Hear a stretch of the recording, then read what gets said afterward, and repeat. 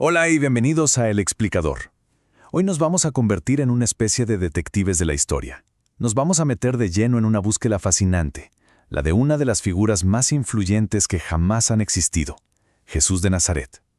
Es un viaje al corazón de lo que los expertos llaman cristología. Pero, a ver, ¿cómo se hace eso? ¿Cómo te pones a estudiar a alguien tan monumental? ¿Dónde trazas la línea entre la historia y la fe, entre el hombre y el mito? Esa precisamente es la gran pregunta que va a guiar todo nuestro explicador de hoy. Vamos a seguir las pistas, a ver qué nos dicen las evidencias. Bueno, para empezar esta investigación necesitamos una herramienta, ¿verdad? Y nuestra herramienta se llama cristología. Suena un poco académico, pero es más sencillo de lo que parece. Piensen en ella como la disciplina que se dedica a estudiar a Jesús, pero analizando absolutamente todo. Las fuentes históricas, los escritos, todo. No solo un asunto de fe, es un campo de estudio muy serio. Va a ser como nuestro mapa para esta expedición. De acuerdo. ¿Por dónde empieza un buen detective? Pues por las pruebas externas, ¿cierto? Así que vamos a hacer eso. Dejemos la Biblia a un lado solo por un momento y vayamos a buscar las primeras pistas fuera de ella, en los documentos de la época que no son religiosos. Y aquí viene la primera pregunta, que es sin duda la más fundamental de todas. ¿De verdad existió? O sea, más allá de lo que cuentan los evangelios, ¿hay algún historiador, romano, judío, alguien que no fuera precisamente su seguidor, que hablara de él? Vamos a ver qué encontramos. ¡Bien, vengo! Aquí tenemos una prueba de oro. Viene de un historiador romano muy conocido, Tácito. Y lo que es increíble de esto es que a Tácito, digámoslo claramente, los cristianos no le caían nada bien. Pero fíjense en lo que escribe. Confirma el nombre, Cristo. Confirma que lo mandaron al suplicio bajo Poncio Pilato y que fue durante el imperio de Tiberio. Ojo, que esto no es un creyente intentando convencer a nadie, es un historiador, y uno bastante hostil de hecho, que simplemente está registrando los hechos. Pero esperen, que hay más. Tácito no es el único. Miren esta tabla. Tenemos a Flavio Josefo, un historiador judío, que confirma que Jesús existió, que lo crucificaron bajo Pilato y que de él empezó todo el movimiento cristiano. Y luego está Plinio el Joven, un gobernador romano que le escribe una carta al emperador y le cuenta que esta gente, los cristianos, adoran a Cristo como si fuera un dios. Así que la conclusión de esta primera parte de nuestra investigación es clara. Sí, la existencia histórica de Jesús está sólidamente documentada por fuentes externas y no cristianas. Ok, caso cerrado en ese frente. Sabemos que existió. Ahora la investigación se pone mucho más interesante. Vamos a dejar a los historiadores romanos por un momento y vamos a escuchar al testigo principal, al propio Jesús. Vamos a analizar su voz, sus propias palabras, tal y como las recogen los evangelios. La pregunta lógica ahora es, bueno, ¿y él qué decía sobre sí mismo? ¿Quién creía ser?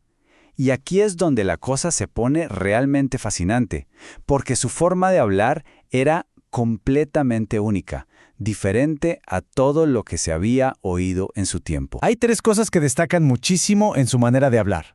Primero, Abba. ¿Saben lo que es? Es la palabra aramea que usaría un niño para llamar a su padre, papá. Nadie, absolutamente nadie en el judaísmo de la época se atrevía a hablarle a Dios con esa familiaridad.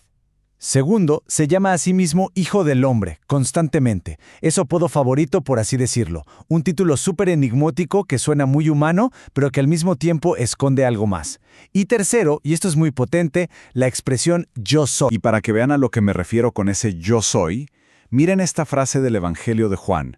Le están diciendo, pero si no tienes ni 50 años y dices que has visto a Abraham, y él responde, en verdad os digo, antes de que Abraham existiera, yo soy. ¡Boom! No dice yo era, dice yo soy. Está usando la misma fórmula que usa Dios para revelarse a Moisés en la zarza ardiente. Es una declaración de identidad divina, asombrosa y muy, muy audaz. Muy bien, ya tenemos dos piezas grandes del rompecabezas. La evidencia histórica de que existió y sus propias y enigmáticas palabras. Ahora vamos por la tercera pieza, que es fundamental. Sus seguidores. ¿Qué hicieron ellos con todo esto? ¿Cómo lo interpretaron? Especialmente después de su muerte y de su creencia en la resurrección. Entonces, pónganse en su lugar por un segundo. Su líder, que hablaba de una forma tan extraña y hacía afirmaciones tan brutales, ya no está. ¿Cómo explicas tú ahora quién era él? ¿Cómo traduces esa experiencia para que el resto del mundo le entienda? Bueno, Pues la respuesta está en los títulos que empezaron a usar para... Aquí vemos cómo evolucionó todo. Paso 1. Lo llaman Cristo, o sea, Mesías. Es curioso porque parece que el propio Jesús evitó ese título, quizás por sus connotaciones de un rey guerrero.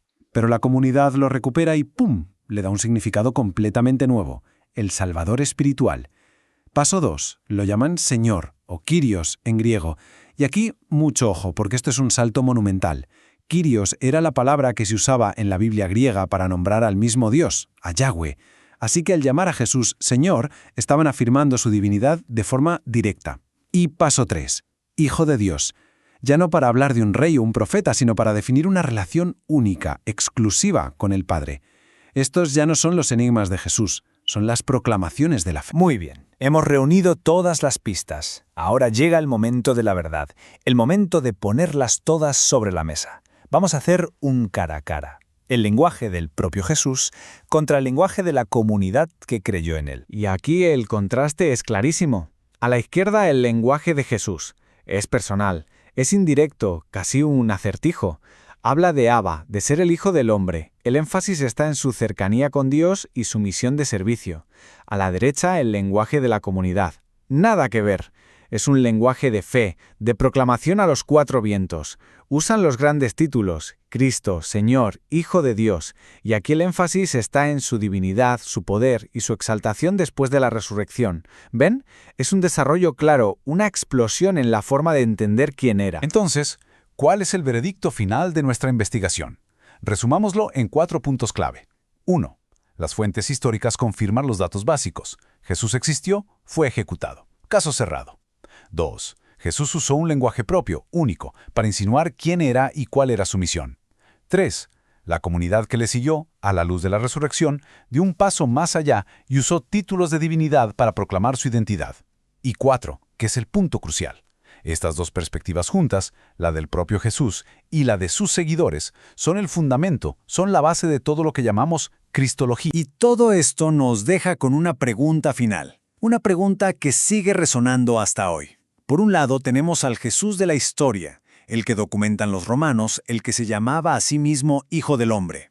Y por otro al Cristo de la fe, proclamado como Señor e Hijo de Dios. La pregunta es, ¿son dos figuras distintas o son, en realidad, dos facetas inseparables de una única y compleja realidad? Esa es la pregunta que sigue latiendo en el corazón de la búsqueda de Jesús. Gracias por acompañarnos en El Explicador.